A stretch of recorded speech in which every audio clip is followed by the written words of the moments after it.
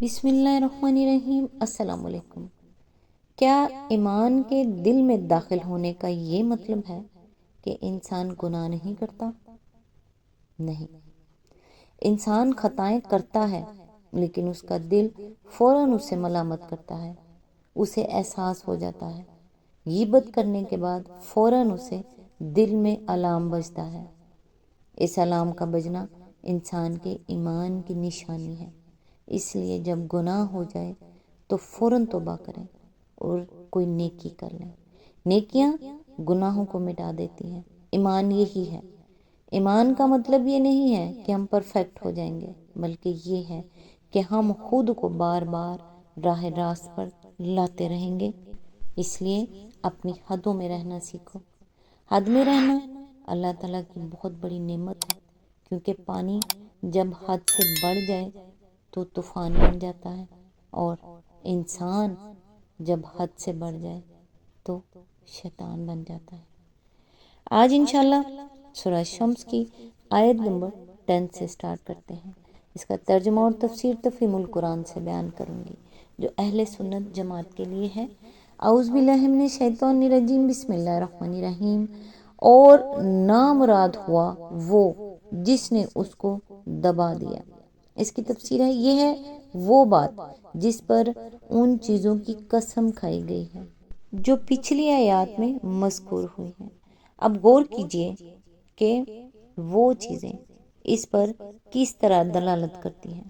قرآن میں اللہ تعالیٰ کا قاعدہ یہ ہے کہ جن حقائق کو وہ انسان کے ذہن نشین کرانا چاہتا ہے، ان کی شہادت میں وہ سامنے کی چند ایسی نمایاں ترین چیزوں کو پیش کرتا ہے جو ہر آدمی کو اپنے گرد و پیش کی دنیا میں یا خود اپنے وجود میں نظر آتی ہیں۔ اسی قاعدے کے مطابق یہاں دو چیزوں کو ایک دوسرے کے مقابلے میں پیش کیا گیا ہے جو ایک دوسرے سے متضاد ہیں، اس لیے ان کے آثار اور نتائج بھی یکساں نہیں ہیں، بلکہ لازماً ایک دوسرے سے مختلف ہیں۔ ایک طرف سورج ہے اور دوسری طرف چاند۔ سورج کی روشنی نہایت تیز ہے اور اس میں گرمی بھی ہے۔ اس کے مقابلے میں چاند اپنی کوئی روشنی نہیں رکھتا۔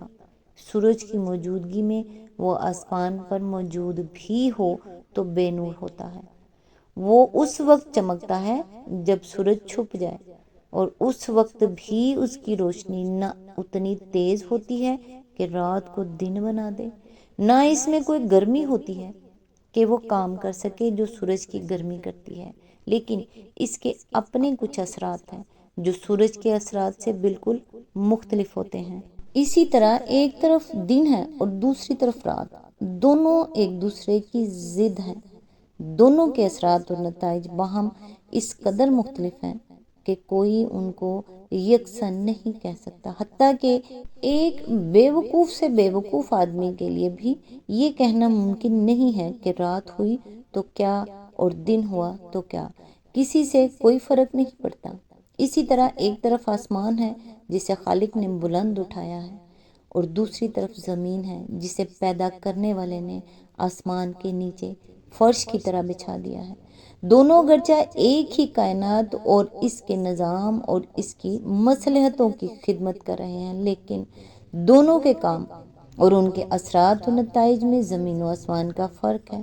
ان آفاقی شہادتوں کو پیش کرنے کے بعد خود انسان کے اپنے نفس کو لیا گیا ہے اور بتایا گیا ہے کہ اسے اعضاء اور حواس اور ذہنی قوتوں کے تناسب امتزاج سے ہموار کر کے خالق نے اس کے اندر بھلائی اور برائی دونوں کے میلانات، رجحانات اور محرکات رکھ دیے ہیں جو ایک دوسرے کی ضد ہیں، اور الہامی طور پر اسے ان دونوں کا فرق سمجھا دیا ہے کہ ایک فجور ہے اور وہ بری چیز ہے، اور دوسرا تقوی ہے اور وہ اچھی چیز ہے۔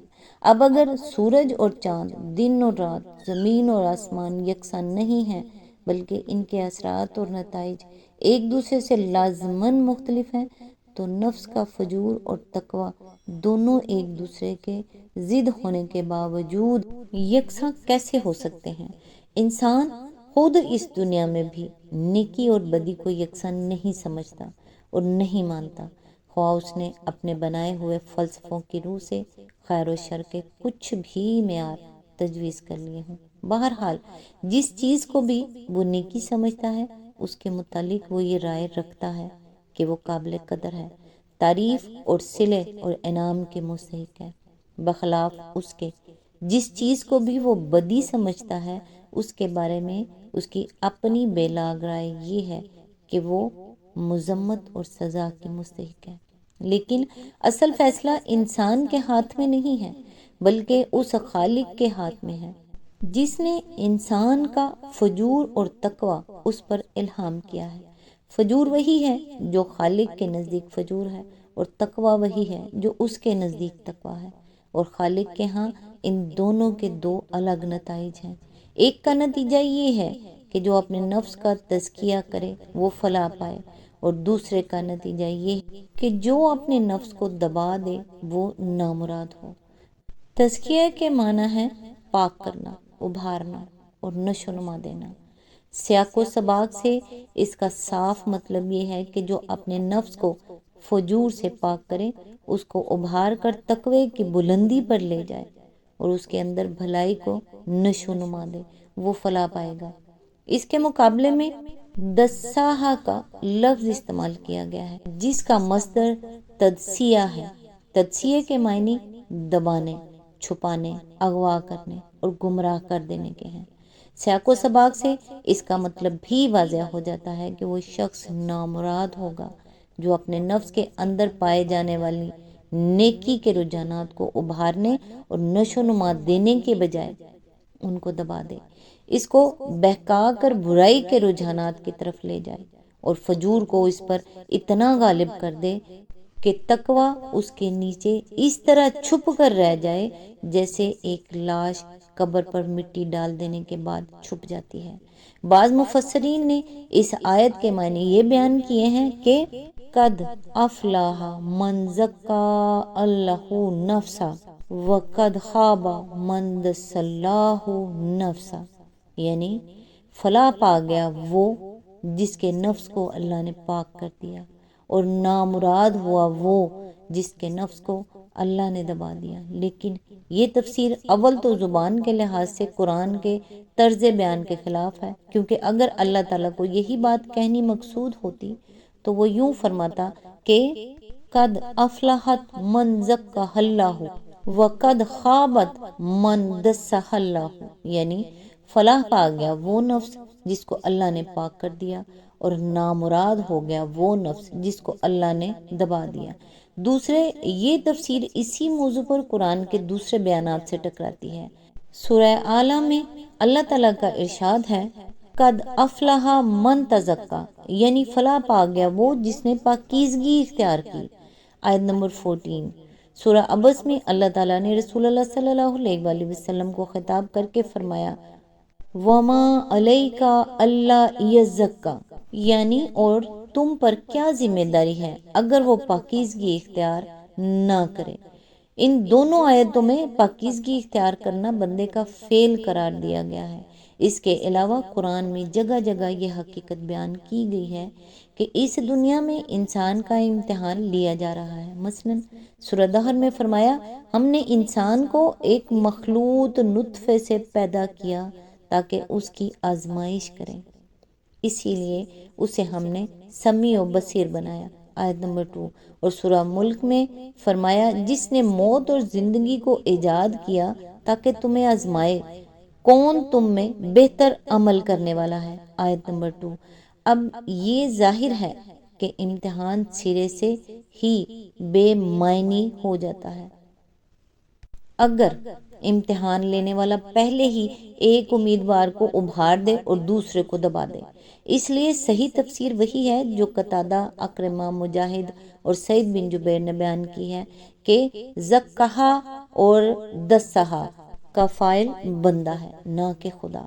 رہی وہ حدیث جو ابن ابی حاتم نے ان جویبر بن سعید ان اسحاق ان ابن عباس کی سند سے نقل کی ہے کہ خود رسول اللہ صلی اللہ علیہ وآلہ وسلم نے اس آیت کا مطلب یہ بیان فرمایا ہے کہ افلاحت نفس زکاہ اللہ عز وجل، یعنی فلاح پا گیا وہ نفس جس کو اللہ عز و جل نے پاک کر دیا۔ تو یہ ارشاد در حقیقت حضور سے ثابت نہیں ہے، کیونکہ اس کی سند میں جویبر متروک الحدیث ہے اور ابن عباس سے ضحاک کی ملاقات نہیں ہوئی ہے۔ البتہ وہ حدیث صحیح ہے جو امام احمد، مسلم، نسائی اور ابن ابی شیبہ نے حضرت زید بن ارقم سے روایت کی ہے کہ حضور صلی اللہ علیہ وآلہ وسلم یہ دعا مانگا کرتے تھے کہ خدایا میرے نفس کو اس کا تقوی عطا کر اور اس کو پاکیزہ کر، تو ہی وہ بہتر ہستی ہے جو اس کو پاکیزہ کرے، تو ہی اس کا سرپرست اور مولا ہے۔ اسی سے ملتے جلتے الفاظ میں حضور صلی اللہ علیہ وآلہ وسلم کی یہ دعا حضرت عبداللہ بن عباس سے طبرانی، ابن مردویہ اور ابن المنذر نے اور حضرت عائشہ سے امام احمد نے نقل کی ہے۔ اس کا مطلب در حقیقت یہ ہے کہ بندہ تو صرف تقوی اور تزکیے کی خواہش اور طلب ہی کر سکتا ہے، رہا اس کا نصیب ہو جانا تو وہ بہرحال اللہ ہی کی توفیق پر منحصر ہے۔ اور یہی حال تجزیے کا بھی ہے کہ اللہ زبردستی کسی کے نفس کو نہیں دباتا، مگر جب بندہ اس پر تل جائے تو اللہ تعالیٰ اسے تقوی اور تزکیے کی توفیق سے محروم کر دیتا ہے اور اسے چھوڑ دیتا ہے کہ اپنے نفس کو جس گندگی کے ڈھیر میں دبانا چاہے دبا دے۔ آج تک کے لیے بس اتنا ہی، نیکسٹ انشاءاللہ آیت نمبر 11 سے سٹارٹ کریں گے۔ اللہ تعالیٰ سے دعا ہے پروردگار ہمیں عطا کر وہ ایمان جس میں لذت ہو، وہ زبان جس میں تاثیر ہو، وہ آنکھ جس میں حیا ہو، وہ دل جس میں اللہ کا ڈر ہو، وہ سینہ جس میں قرآن ہو، وہ چال جس میں عاجزی ہو، وہ زندگی جس میں اسلام ہو، وہ قبر جس میں سکون ہو، اور جنت میں وہ مقام جو رسول اللہ صلی اللہ علیہ وآلہ وسلم کے پڑوس میں ہو۔ آمین ثم آمین۔ نیکسٹ ویڈیو تک کے لیے دعاؤں میں یاد رکھیے گا۔ اللہ حافظ۔